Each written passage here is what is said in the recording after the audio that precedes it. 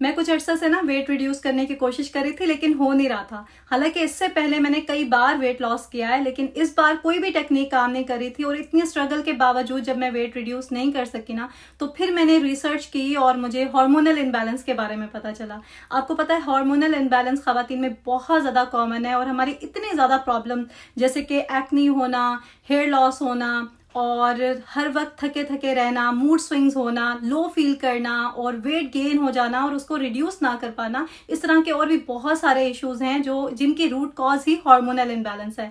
तो आज की वीडियो में मैं आपके साथ शेयर करूंगी हार्मोनल इनबैलेंस के बारे में सारी इंफॉर्मेशन जो मैंने अभी रिसर्च की है। So stay tuned. अस्सलाम वालेकुम and welcome back to my channel. तो जनाब आज हम बात करेंगे हार्मोनल इनबैलेंस के बारे में। ये होता क्यों है, खवातीन में इतना कॉमन क्यों है और क्या सिम्टम्स होते हैं इसके, यानी कैसे पता चलेगा कि आपके हार्मोन्स जो हैं वो डिस्टर्ब हैं, और सबसे इम्पॉर्टेंट कि इसको आप घर पे नेचुरली किस तरह से ट्रीट कर सकते हैं। जी हाँ, बिल्कुल आप होम रेमेडीज के थ्रू और अपने लाइफस्टाइल में कुछ चेंजेस करके ना इसको ट्रीट कर सकते हैं। मैं अपना एक्सपीरियंस आपके साथ शेयर करूंगी और अपनी स्टोरी बताऊंगी। उससे पहले हम बात कर लेते हैं कि हार्मोन्स कहते किसे हैं। आई एम श्योर बहुत से लोगों ने हार्मोनल इनबैलेंस का नाम तो सुना होगा लेकिन उन्हें ये नहीं पता होगा कि हार्मोन्स होते क्या है। तो मैं सिंपल लैंग्वेज में आपको बताती हूँ कि हमारी बॉडी में कुछ केमिकल्स होते हैं जो मैसेंजर का काम करते हैं। ठीक है, ये हमारी बॉडी के सेल्स को बताते हैं कि क्या काम करना है। यूं समझिए कि हमारी बॉडी में जो भी फंक्शंस होते हैं ना उनमें हार्मोन्स का बहुत इंपॉर्टेंट रोल है और डिफरेंट तरह के हार्मोन्स होते हैं हमारी बॉडी में। तकरीबन 50 से ज्यादा हार्मोन्स होते हैं और डिफरेंट डिफरेंट काम ये करते हैं। ठीक है, तो इनमें से एक भी अगर थोड़ा सा डिस्टर्ब हो जाए तो बाकी हार्मोन्स भी डिस्टर्ब हो जाते हैं और इस तरह से हार्मोनल इनबैलेंस हो जाता है। ठीक है, तो कुछ इंपॉर्टेंट हार्मोन्स होते हैं जिनका काम बहुत अहम होता है हमारी बॉडी में। ठीक है, उनके बारे में हम बात कर लेते हैं, जैसे कि इंसुलिन, थायराइड, इनका नाम आपने सुना ही होगा। इसके अलावा प्रोजेस्टेरॉन, कॉर्टिसोल और एस्ट्रोजन वगैरह ये सब इंपॉर्टेंट हार्मोन्स हैं और ये बाकी हार्मोन्स के साथ मिलके काम करते हैं। इसीलिए जब एक हार्मोन डिस्टर्ब होता है ना तो बाकी सब पे भी उसका असर होता है।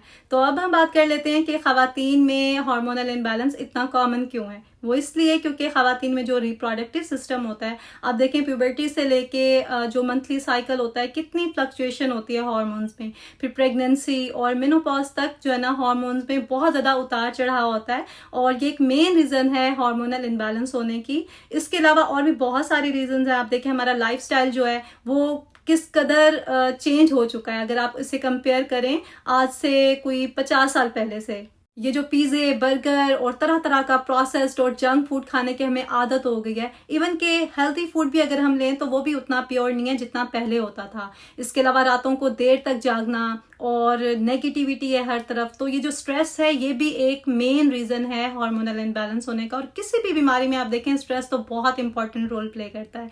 एनीवेज, रीज़न जो भी हो, अब हम बात करते हैं सिम्टम्स की, मतलब कैसे आपको पता चलेगा कि आपके हार्मोन्स डिस्टर्ब हैं। हार्मोनल इनबैलेंस में ना बहुत सारे सिम्टम्स आपको फील हो सकते हैं। मैं सब आपके साथ डिस्कस करूंगी और आपने नोट डाउन करना है कि आपको इनमें से कौन कौन सी चीजें फील हो रही हैं, आप क्या एक्सपीरियंस कर रहे हैं। ठीक है, जैसे दिन भर अगर आपको थकावट फील होती है, आप थोड़ा सा भी काम करते हैं और टायर्ड फील करते हैं, तो ये एक बहुत इंपॉर्टेंट सिम्टम है जिसे अक्सर खवातीन जो है ना इग्नोर करती हैं और ये समझती हैं कि हम एज के साथ साथ जो है ना ऐसा फील कर रहे हैं, और क्या करती हैं कि पैनाडोल ले ली या फिर कोई भी और इस तरह की मेडिसिन लेके टेम्परेरी उनको आराम आ जाता है, लेकिन वो रूट कॉज की तरफ नहीं जाती। इसी तरह से फेस पे अगर गैर जरूरी बाल आ जाते हैं तो उसकी वैक्स करवा लेती हैं या फिर उनको रिमूव कर लेती हैं, रूट कॉज की तरफ नहीं जाती कि ऐसा हो क्यों रहा है। और इसी तरह से अगर हेयर लॉस हो रहा है या फिर हेयर थिन हो रहे हैं आपके, आप फील कर रहे हैं ये सब चीजें, या फिर आपको हड्डियों में पेन रहती है, स्पेशली शोल्डर्स में आपको पेन फील होती है। इसके अलावा चिड़चिड़ापन, मूड स्विंग्स और ओवरबर्डन फील करना, स्ट्रेस फील करना हर वक्त, और बिला वजह की उदासी और हॉट फ्लैशेस भी इसमें होते हैं। इसके अलावा आपका मंथली साइकिल अगर डिस्टर्ब है तो वो एक मेन रीजन है। ठीक है, उसको आपने जरूर नोटिस करना है। इसके अलावा और भी बहुत सारी रीजन हो सकते हैं, पर्सन टू पर्सन जो ना वेरी करता है। वेट गेन होना एक बहुत कॉमन सिम्टम है और बिला वजह का वेट गेन हो जाता है, मतलब आपने कोशिश भी नहीं की और आपका वेट गेन होता जा रहा है, और आप कोशिश कर भी रहे हैं फिर भी आपका वेट रिड्यूस नहीं हो रहा, वो ज्यादा ही होता जा रहा है। और इसके अलावा आपकी गट हेल्थ भी इसमें इफेक्ट हो सकती है। ठीक है, आपका डाइजेस्टिव सिस्टम अगर डिस्टर्ब है तो भी आप डॉक्टर से डिस्कस कर सकते हैं। देखिए हमारी बॉडी जो है ना हमें सिग्नल्स दे रही होती है, हमें बता रही होती है, हम खुद ही उन चीजों को इग्नोर कर रहे होते हैं और गलत तरीके से उसका ट्रीटमेंट कर रहे होते हैं। अगर आपको इनमें से कोई भी सिम्टम फील हो रहा है ना, तो आपने परेशान नहीं होना, डॉक्टर को विजिट करना है, हर चीज़ डिटेल में बतानी है। डॉक्टर जो है वो आपका टेस्ट करेगी और कंफर्म हो जाएगा कि आप में हार्मोनल बैलेंस है या नहीं है, ठीक है। अब वो लोग जो डॉक्टर को विजिट नहीं कर सकते या नहीं जा सकते, होता है हर किसी की अपनी अपनी प्रॉब्लम्स होती हैं, तो आप घर पे भी इसको ट्रीट कर सकते हैं, क्योंकि जो भी चीज़ें मैं आपके साथ शेयर करने लगी हूँ इनसे आपको फ़ायदा ही होगा, किसी भी चीज़ का कोई नुकसान नहीं है। बस लाइफस्टाइल में आपने कुछ चेंजेस करने हैं, तो हेल्थी लाइफस्टाइल की तरफ जाना है, और कुछ चीज़ें हैं जो आपने ज़्यादा अच्छे तरीके से फॉलो करनी है, ठीक है। तो अब हम उसकी तरफ जाते हैं।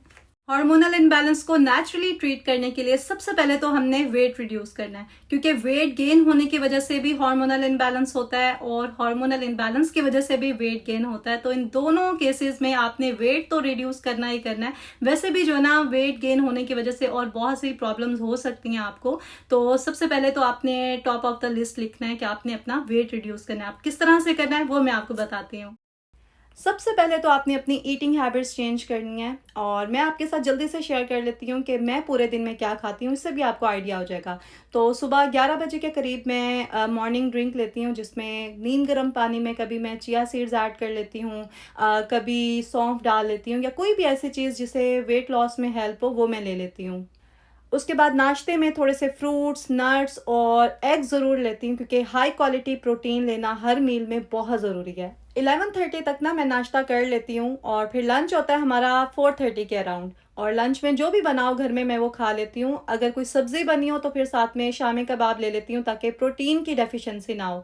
और लंच से पहले मैं या तो सैलेड खाती हूँ, और या फिर कोई फ्रूट ले लेती हूँ। जैसे पिछले दिनों वाटरमेलन ले रही थी, आजकल खरबूजे अच्छे आए हुए हैं तो ये ले लेती हूँ। इससे ये होता है कि आपसे खाना जो है ना वो ज़्यादा खाया ही नहीं जाता, और आप फुलफिल फील करते हैं, क्योंकि हार्मोनल इनबैलेंस होना तो आप खाना खाने के बाद भी सेटिस्फाई फील नहीं करते हो, ज़्यादा खाते हैं तो ओवर ईटिंग हो जाती है। तो ये एक बड़ी अच्छी टेक्निक है। इसलिए हर मील से पहले या तो मैं फ्रूट्स लेती हूँ या फिर सैलेड ले लेती हूँ। और डिनर होता है हमारा 9:30 के अराउंड, उसमें मोस्टली मैं चिकन लेती हूँ। साथ में कोई कार्ब्स वगैरह मैं नहीं लेती, बस फ्रूट्स या वेजिटेबल्स ये ले लेती हूँ साथ में। मैं आजकल इंटरमिटेंट फास्टिंग कर रही हूँ, तो रात को 9:30 के बाद से लेके सुबह 11:30 तक मैं कुछ भी नहीं खाती, और मील्स जो है ना उनके बीच में मैं स्नैक्स भी नहीं लेती, क्योंकि ज़रूरत ही नहीं पड़ती। कभी दिल करे तो नट्स या सीड्स ले लेती हूँ एज अ स्नैक, और ग्रीन टी, वाइट टी, या फिर कोई कहवा वगैरह बना के ले लेती हूँ। रात में भी मैं जो ड्रिंक मैंने आपको बताया था बेली फैट रिमूव करने के लिए, वो ड्रिंक मैं लेती हूँ। ये वाला स्केड्यूल बनाने का फ़ायदा ये हुआ है कि अनहेल्दी स्नैकिंग से मैं बच जाती हूँ। वरना पहले ऐसा होता था मील्स के बीच में ना काफ़ी गैप होता था, और भूख लगती थी तो जाहिर है हम स्नैक्स वगैरह खाते हैं, और जो भी चीज़ कन्वीनियंट होती है हम वो खा लेते हैं। तो अब मैं इस तरह की चीज़ें एक तो बनाती नहीं हूँ, और बच्चों के लिए भी इवन कि मैं इस तरह के स्नैक्स नहीं लाती घर पे जो मुझे पसंद हो या मेरा खाने को दिल करे।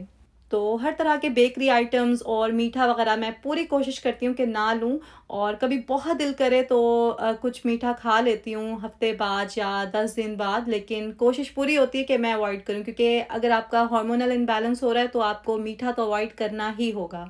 इसके अलावा प्रोसेस्ड फूड भी अवॉइड करना है, और डेयरी प्रोडक्ट्स भी अवॉइड करने होंगे। तो मिल्क मैं बिल्कुल नहीं लेती, क्योंकि मुझे जो है ना उससे एक्ने होता है, तो मिल्क मैंने बिल्कुल छोड़ दिया आजकल।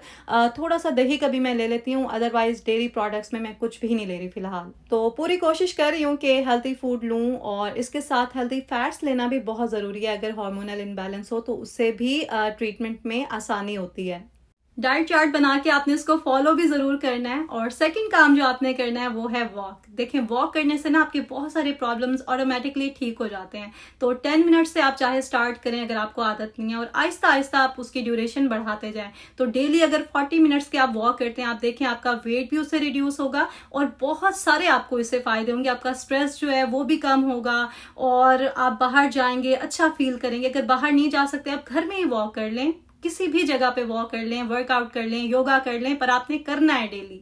आपने कोशिश करनी है कि आप पूरा दिन एक्टिव रहें, किसी ना किसी काम में बिजी रखें खुद को, और चलते फिरते रहें। ये नहीं कि एक जगह बैठे हैं तो बैठे ही रहें। इवन के वो लोग जिनका बैठने का काम है, जो जॉब इस तरह की करते हैं, वो भी 1 घंटे के बाद ज़रूर उठें, एक राउंड लगाएं, किसी को ऐसे ही छेड़ के आ जाएं, कुछ भी कर लें, लेकिन हर 1 घंटे के बाद ना 5 मिनट की ब्रेक ज़रूर लें। और वो लोग जो घर पे रहते हैं, घर के कामों में बिजी रहते हैं, उन्हें थकावट हो जाती है, ठीक है, आप थोड़ा सा रेस्ट कर लें और दोबारा से अपने आप को कहीं ना कहीं बिजी कर लें। और कोशिश करें कि दिन में आप नैप ज़्यादा ना लें, रात में ही अपनी नींद पूरी करें, क्योंकि रात में जब हम सोते हैं तो हमारी बॉडी रिजुविनेट होती है।